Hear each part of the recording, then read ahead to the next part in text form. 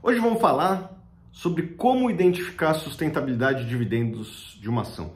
Eu vejo muitos investidores cometendo um deslize, que é selecionar uma ação baseada no pagamento de dividendos elevados nos últimos 12 meses. E qual que é o problema disso? O problema é que, ao somente se analisar os dividendos altos dos últimos 12 meses, pode ser que esse dividendo não seja sustentável. Como assim não é sustentável? Uma empresa não paga somente o que ela lucra? Na maior parte dos casos, sim, e mesmo assim, às vezes esse lucro ele não é sustentável. Pode ser que a empresa tenha tido um resultado acima da média, uma empresa de commodities em um setor cíclico, e ela teve os últimos anos muito bons, e por conta disso ela está pagando dividendos altos. Aliás, eu estou vendo isso ocorrer de lote aí entre as empresas listadas. Pode ser que a empresa tenha vendido algum ativo relevante e esse ativo não está mais no balanço da empresa e a empresa não consegue viver vendendo ativos para sempre, né? Uma hora ela tem que gerar caixa da operação. Então, para mim, esse é um problema que eu vejo nessa análise simplista de escolher uma ação baseada somente nos dividendos dos últimos 12 meses. E agora eu quero te ensinar 7 técnicas para você ver se esse dividendo é sustentável. Mas antes eu faço aquele convite aqui, já se inscreve no canal. Bom, uma das técnicas que eu recomendo para você, para decidir se um dividendo é sustentável, é analisar o histórico daquele dividendo, né? Você pode ir lá no Status Invest e ver a evolução dos dividendos. E às vezes é muito comum que você vai ver que nos últimos 12 meses deu um tiro, né? Foi muito para cima. E daí você pode ir no relatório trimestral ou anual da empresa e geralmente vai ter uma justificativa, né? Tinha uma empresa há um tempo atrás que se destacava, né? A Sim, que é uma empresa dona de imóveis aqui em São Paulo, né? Alguns bons imóveis, e ela vendeu uma parte relevante do seu portfólio e devolveu para os acionistas através de dividendos esse capital. Só que quem entrava nos sites e procurava ações de alto dividendo via essa empresa e via aquele dividendo extremamente elevado, se não me engano, tá, pessoal, posso estar falando besteira, mas era algo como 50%. Obviamente, isso não é sustentável, uma empresa não pode ficar vendendo o seu portfólio para sempre, uma hora tem que viver da operação, né? E no caso da Sim, ela tinha vendido parte relevante do seu portfólio de imóveis, né? Um caso semelhante aconteceu com a EZTEC, se não me engano, em 2017.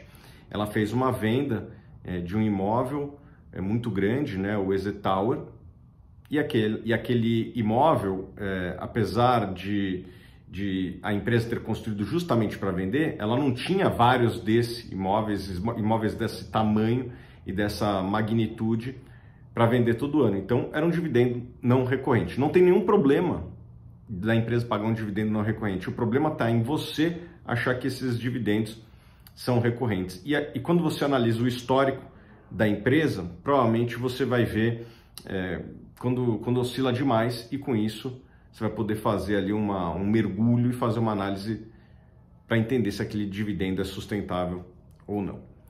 Segundo fator que você pode analisar, e eu analiso também, é o chamado Dividend Payout. O que é o Dividend Payout? É o percentual do lucro que é distribuído no formato de dividendos. Então vamos supor que a empresa lucrou 100 milhões e ela distribuiu 30 milhões. Significa que ela distribui 30% do lucro, o que significa um dividend payout de 30%. Em geral, quando uma empresa distribui mais do que ela lucra, provavelmente ela vai ter um problema e vai ter que reduzir esse dividendo em algum momento.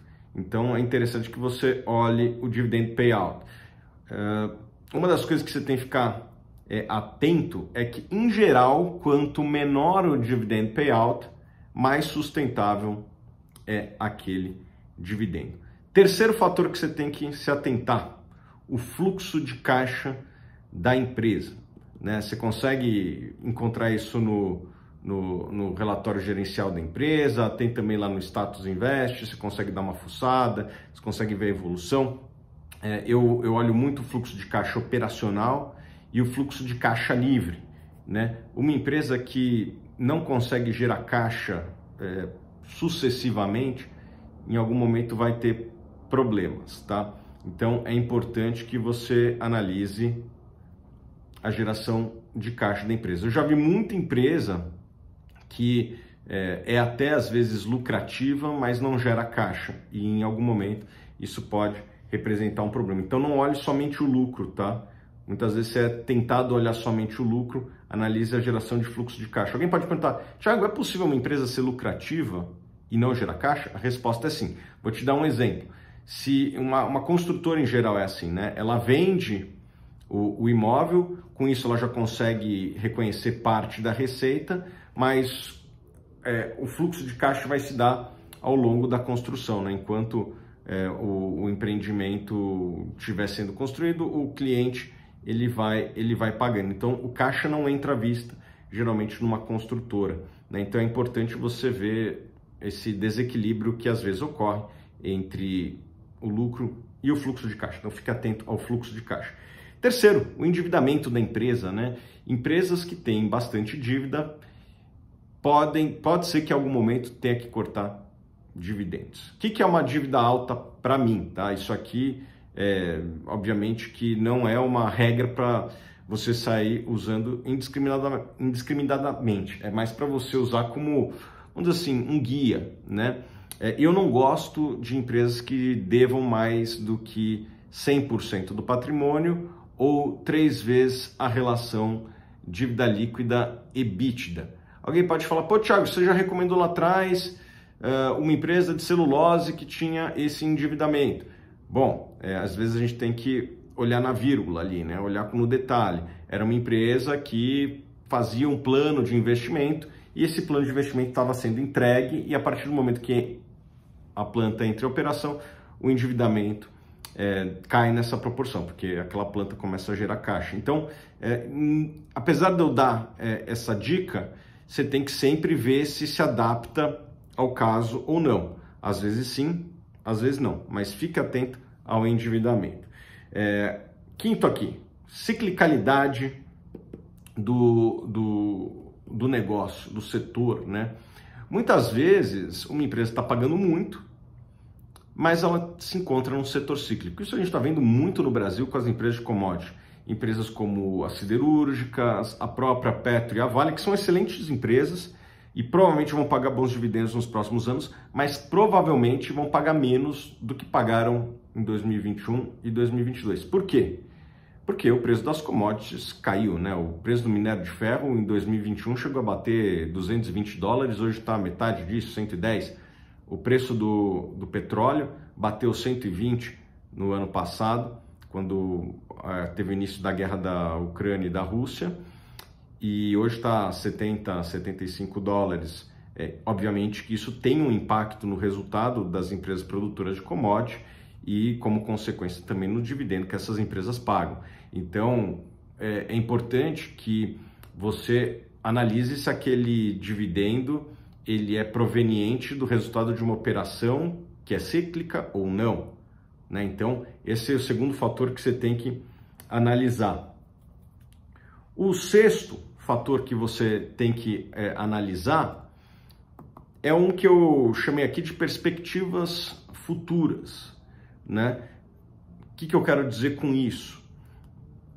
Você pode entrar lá no FactSet e ver a perspectiva dos analistas para os dividendos dos próximos anos, né?